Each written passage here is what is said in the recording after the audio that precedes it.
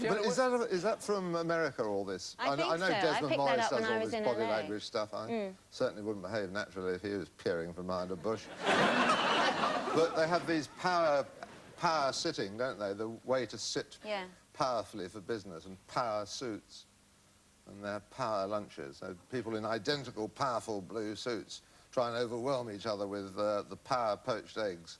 Are then beaten by the power kipper served by... I mean, it's ludicrous. Were you warned as a young girl about the dangers of life? Were you firmly instructed in the facts of life?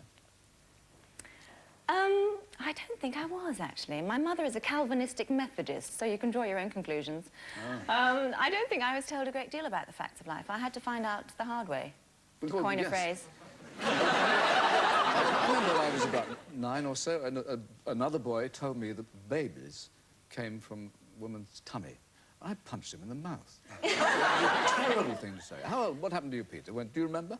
Oh, not really. I remember arriving at public school, and we were ushered into the housemaster's study.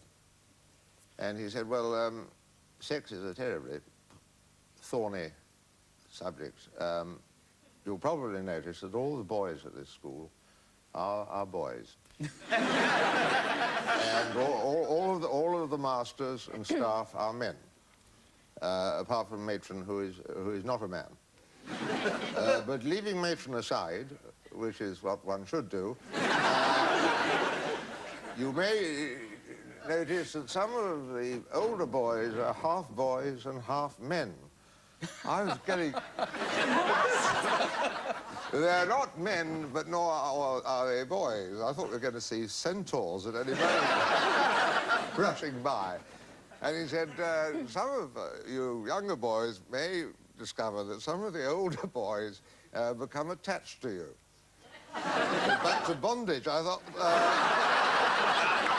good grief, you may become attached to them.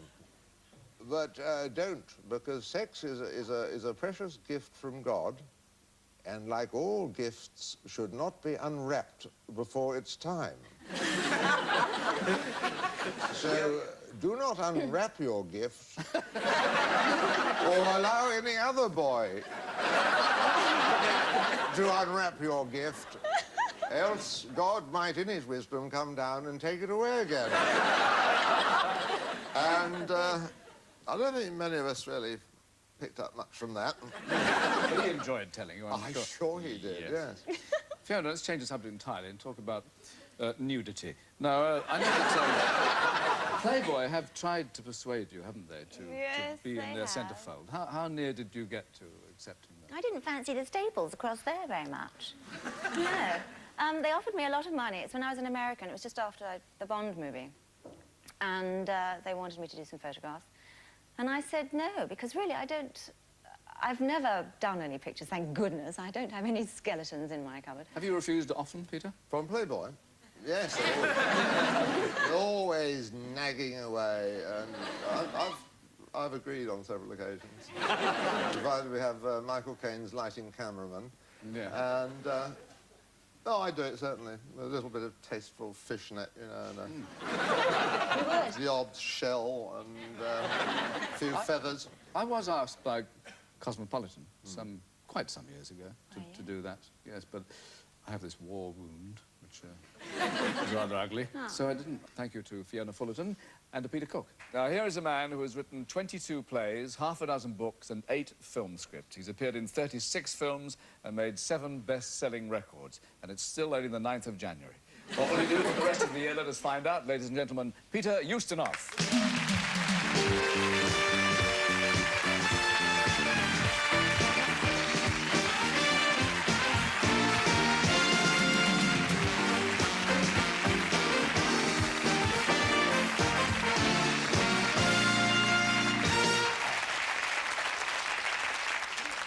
Came down those stairs at a canter. I was quite fearful for a moment there. No, you were talking about Playboy. I was never very tempted because I got my own centre spread. How cruel of you to yourself. If you had a rouble for every mile you'd travel, you'd be rich beyond the dreams of creosote, of course. Where did you actually spend Christmas? I spent Christmas at home Which of your homes would that be? I spent it in Switzerland, with no snow. What about childhood memories? I mean, were you the kind of child who was wide-eyed with wonder the whole way through? No, I was wondering why my parents believed all this nonsense. I was always very skeptical about Father Christmas. I remember being terrified of going into Harrods because I thought that King Herod lived there. And that I wouldn't come out in one piece. That I believed, funnily enough, but Father Christmas I never really believed at all. But my parents seemed to believe it, so I had to go on with this fiction. And with my own children, I was worrying how to break it to them, and I was saved by being in New York. And we came round the corner, and there were 15 Father Christmases trying to decide whether to go on strike or not. That rather settled the problem. Now, your book, My Russia, has been explaining the country of your origins to those of us who haven't been there. Have you ever spent Christmas in Russia? It's not an enormously important function there. Easter's the great thing. Christmas, you know, somebody asked me the other day whether there was an enormous change between Stalin's era, which I didn't know, really, I'm not there, but pre-Gorbachev and not, and I said, really, not during November. November to February, there's no difference at all, because everybody's so wrapped up you can't see them. It's very, very cold indeed. The rest of the year, there's a big difference. When they celebrate, they cry a lot, don't they? They enjoy a weep. They're usually weeping because it's cold. And you can break the tears off. Clatter. So the soul is something Russians have a great deal of there.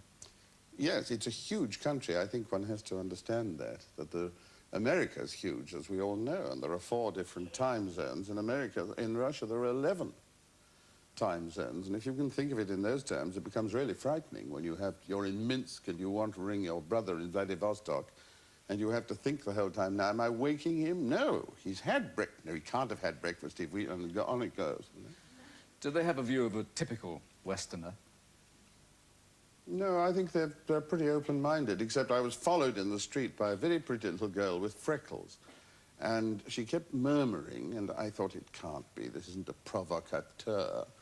And she murmured something about Wrangel. Wrangel was a white Russian general who caused the Bolsheviks some trouble in 1918 by attacking Leningrad. And everybody thought Wrangel might win, but I thought, what's a girl of 15 bothering her head about Wrangel? She wanted a pair of Wranglers. Thought you would provide them? Well, she thought I had access to foreign shops. She didn't say what she was ready to do for a pair of Wranglers. Conversation never went that far. No. You've met both leaders, haven't you? I mean, do you really think that they got on together? Well, I think any leaders that they have to get on. I think we underestimate the opinion of the world that there is a kind of pressure there. I don't think any summit could afford to have failed. They might not have succeeded, but they couldn't afford to have failed. And even when they go wrong, they start being put back on the rails as though everybody's watching them with a kind of feeling of mute interest. I think there's an enormous pressure in the world for things to be settled rationally, because after all, we're all rational people. And an arms race doesn't really reflect the desires of anybody. And if you believe in democracy, and that democracy expresses the wish of the majority, I don't really think missiles is the wish of the majority anywhere. I noticed some of the quite posh papers were stirring things up between the women there. There were captions to photographs which didn't, to my mind, tell me what I saw in the picture at all.